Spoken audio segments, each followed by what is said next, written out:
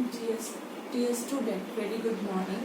As we are watching second chapter of economics, people as a resource, and in this chapter we will see today economic activity by men and women, यानी कि men and women द्वारा जो भी economic activity की जाती है उसके बारे में हम पढ़ेंगे।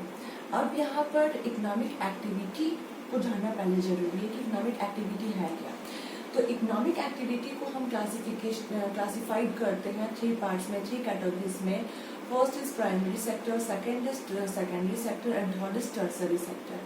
अब ये प्राइमरी सेक्टर क्या है? तो प्राइमरी सेक्टर्स में जो भी हमारे एग्रीकल्चर वर्क्स होता है, माइनिंग है, फिशिंग है, these all come under the primary sectors. If we talk about the secondary sectors, then the manufacturing works come under this sectors. जो भी मैन्युफैक्चर्स किया जाता है या मैन्युफैक्चरिंग वर्क का जो प्रोसेस होता है, these all come under this sectors.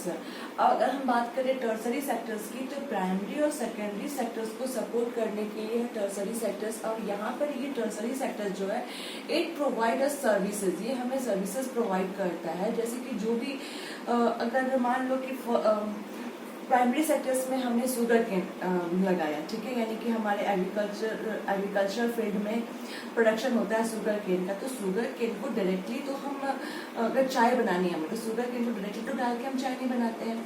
उसके लिए हमें क्या चाहिए होता है कि शुगर केन को पहले मिलों में लाकर, फैक्ट्रीज में लाकर उसको प्रोसेसिंग की जाती है उसकी है। वो प्रोसेसिंग करने के बाद उससे शुगर बनाया जाता है, चीनी बनाई जाती है, और फिर इस चीनी की पैकेजिंग होने के बाद उसको कस्टमर तक पहुंचाया जाता है। तो यहाँ पर प्राइमरी सेक्टर से शुगर केन को कलेक्ट करना, सेकेंडरी सेक्टर में उसे पहुंचाना, और सेकेंडरी सेक्टर से मैन्युफैक्चरिंग यानी कि प्रोसेसिंग होने के बाद उसको कस्टमर या मार्केट तक पहुंचाना, ये सारे काम होते हैं टर्सरी सेक्टर्स के, यानी कि गुड्स एंड सर्विसेज, यानी कि ये सर्विस सेक्टर्स जो है ये हमें ये प्रोवाइड कराता है टर्सरी सेक्टर, ठीक है। तो यहाँ पर टर्सरी सेक्टर्स क्या हो गया? It is related to service sector. Secondary क्या हो गया? It is related to manufacture and industrial sector we can say, and the primary sector it is related to the agriculture sector. समझ में आई बात है? अब हम यहाँ पे देखेंगे कि दीज ऑल एक्टिविटीज और these all sectors result in the production of good and services. और इस तीनों सेक्टर्स का जो रिजल्ट है वो हमें किस रूप में मिलता है? तो गुड एंड सर्विसेज के प्रोडक्शन के रूप में। इससे हम गुड एंड सर्विसेज को उत्पन्न कर पाते हैं, प्रोड्यूस कर पाते हैं, और बाद में यही जो प्रोडक्शन होता है गुड एंड सर्विसेज का, it add the value to the national income. ये हमारे देश के नेशनल इनकम में वैल्यू को ऐड करता है। अब यहाँ पर हम देखते हैं कि इकोनॉमिक एक्टिविटी जो होती है वो बेसिकली 2 टाइप्स की होती है। अब क्या टाइप है? तो एक है मार्केट एक्टिविटी, और एक होता है नॉन मार्केट एक्टिविटी। अब ये मार्केट एक्टिविटी और नॉन मार्केट एक्टिविटी में क्या अंतर है? तो मार्केट एक्टिविटी, जो एक्टिविटी हम पैसा कमाने के लिए करते हैं, वैसी एक्टिविटी जो हम कुछ अर्न करने के लिए कर रहे हैं, that is called market activity. और वैसी एक्टिविटी जिसको हम अपने लिए कर रहे हैं, अपने सेटिस्फेक्शन के लिए कर रहे हैं, अपनी जरूरतों को पूरा करने के लिए कर रहे हैं, ना कि हम दूसरों को सर्विस देने के लिए कर रहे हैं, दूसरों की सेवा करने के लिए कर रहे हैं, that is called non market activity. अगर हम एग्रीकल्चर की बात करते हैं, तो अगर हम एक बड़े से फील्ड में एग्रीकल्चर करते हैं और हम जो भी उसका प्रोडक्शन होता है, उस सरप्लस प्रोडक्शंस को हम मार्केट में जाके बेच दे रहे हैं, सेल कर दे रहे हैं, तो it will call market activity, वो मार्केट एक्टिविटी कहलाएगा।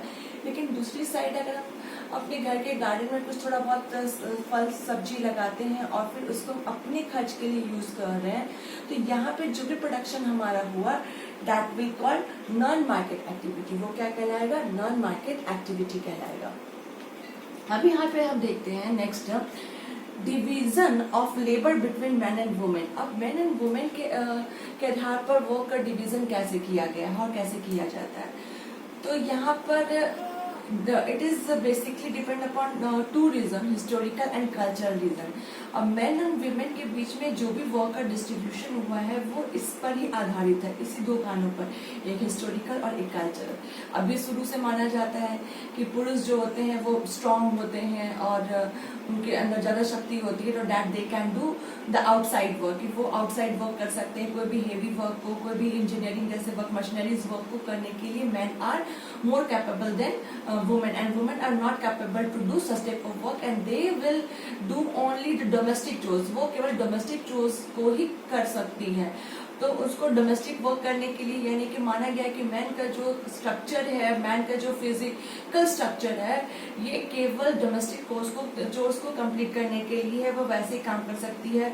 बच्चों का पालन पोषण, ये सारी चीजों में औरतें आगे होती हैं, वो इन सारे कामों को कर सकती है। बट पुरुष जो है या मैन जो है वो ऐसे कामों को नहीं कर सकते हैं, वो बने ही हैं, उनका फिजिकल स्ट्रक्चर ही कुछ ऐसा है, मेंटल स्ट्रक्चर ही कुछ ऐसा है कि वो केवल मशीनरी और हेवी वर्क को कर सकते हैं। तो इस प्रकार का ऐसे कुछ रीजन है जिसके आधार पर डिवीजन कर दिया गया है मेन एंड वुमेन के वर्क को। फिर हम देखते हैं क्या है, फिर से हम इसको अगर आगे देखें तो education and skills are the major determinant of the earning and any individual in the market. अगर हम आज के परिप्रेक्ष्य में मॉडर्न पर्सपेक्टिव में अगर हम बात करते हैं, ये तो हमारा हिस्टोरिकल एंड कल्चरल रीजन था जिसके आधार पर बांटा गया था क्या, कि women generally look after domestic chores and man works in the field. ये वैसा मैन जो है वो फील्ड में वर्क करेंगे और जो वुमेन है वो डोमेस्टिक चोर्स को देखेंगी। लेकिन अगर हम एजुकेशन और स्किल की बात करें तो ये बहुत ही बड़े मेजर डिटर्मिनेंट्स हैं जो कि किसी भी इंडिविजुअल मार्केट में किसी भी इंडिविजुअल के अर्निंग को डिसाइड करते हैं, चाहे वो मैन हो चाहे वो वुमेन हो। अगर उसके अंदर वो स्किल है, अगर उसकी वो एजुकेशन है, तो वो मैन हो चाहे वुमेन हो, वो बेटर कमा सकती है। जैसे कि आज हम देखेंगे, आज के समय में आर्मी में हम देखेंगे कि महिलाओं ने भी अपनी जगह बना ली है। फिर अगर हम बात करते हैं इन द फील्ड ऑफ डॉक्टरीज, तो हम देखेंगे कि डॉक्टरीज के फील्ड में, इंजीनियरिंग फील्ड में, अगर हम बात करें एडमिनिस्ट्रेटिव फील्ड में, तो there are so many fields where man has place their own place, कि जहां पर औरतों ने या महिलाओं ने अपनी जगह बना ली है। कोई भी ऐसा फील्ड नहीं रह गया जहां पर कि ये काम औरतें नहीं कर सकती। आज अगर आप देखो, बहुत छोटे परिप्रेक्ष्य में देखो, स्मॉल पर्सपेक्टिव में आप देखोगे तो ऑटो रिक्शा चलाने वाले भी आपको औरतें नजर आएंगी सड़कों पर, जहां पर ये कहा जाता था कि ये सारे वर्क जो है सिर्फ मेल कर सकते हैं, women can not do such type of work. But in the today's perspective women are also doing all such type of works which men are doing। वो सारे वर्क वुमेन भी कर रही है जो कि पुरुष कर रहे थे। ठीक है, तो हम यहाँ पे देखेंगे कि ये सारी चीजें डिपेंड करती है उसके एजुकेशन और उसके स्किल पर, और हम सिर्फ हिस्टोरिकल और कल्चरल रीजन से मैन एंड वुमेन के वर्क को डिवाइड नहीं कर सकते हैं, क्लासिफाइड नहीं कर सकते हैं। अब देखेंगे कि सबसे इम्पोर्टेंट चीज होता है कि कुछ ऐसे संस्थाएं, कुछ ऐसे इंस्टीट्यूशंस है जहां पर कि औरतों को अच्छी अपॉर्चुनिटीज नहीं मिल पाती है। उनको जो एक प्रिविलेज चाहिए होता है, प्रिविलेज जैसे कि मैटरनिटी लीव, ठीक है, मैटरनिटी लीव चाहिए होती है, कुछ से एक सेफ्टी चाहिए होती है कि एक नाइट शिफ्ट ना हो, अगर नाइट शिफ्ट है भी तो कुछ ऐसी फैसिलिटी प्रोवाइड हो कि जाने ले जाने के लिए कुछ व्हीकल्स प्रोवाइड किए जाएं। तो अगर उनसे रोजगार करवाना, अगर उनसे कुछ ऐसे वर्क्स लेने हैं तो वैसे हमें उनको कुछ ऐसे प्रिविलेज देने होंगे, ऐसी कुछ फैसिलिटीज देनी होंगी। तो कहीं कहीं पर ये सारी चीजें मार खा जाती है जबकि उनके अंदर वो टैलेंट है, वो पोटेंशियलिटी है, लेकिन फिर भी कि वो आगे नहीं बढ़ पा रही है because of due to their safety और due to their such type of privilege which some institutions are not capable to do. ठीक है, जो कि उनको देने के लिए और ऐसा करने के लिए कुछ इंस्टीट्यूशन या कुछ संस्थाएं हैं, कुछ ऐसे ऑर्गेनाइजेशन हैं जो कैपेबल नहीं हो पाते हैं। तो ये हमने देखा कि अगर उनको भी वो अपॉर्चुनिटीज हम देते हैं, then what it will develop our economy also, कि उनका भी कंट्रीब्यूशन होगा हमारी इकोनॉमी में और हमारी इकोनॉमी को खुद का डेवलपमेंट भी वो कर पाएंगे। अब हम यहाँ पर एक एग्जांपल लेते हैं साकार और विलास की स्टोरी में। तो हम देखेंगे कि दोनों की मदर्स जो थी वो डोमेस्टिक एक साइड जो आप देखोगे साकार की मदर है, साकार की मदर जो है वो डोमेस्टिक चोर से लगी हुई है, लेकिन उनको उनकी अर्निंग कुछ नहीं हो पा रही है। और दूसरी तरफ हम देखते हैं कि आपकी विलास की मदर जो कि अपने घर को चला वही रही है, महज वो 20-30 रुपीज ही पर डे अर्न कर पा रही है, मगर उनका घर उन पर ही डिपेंड है।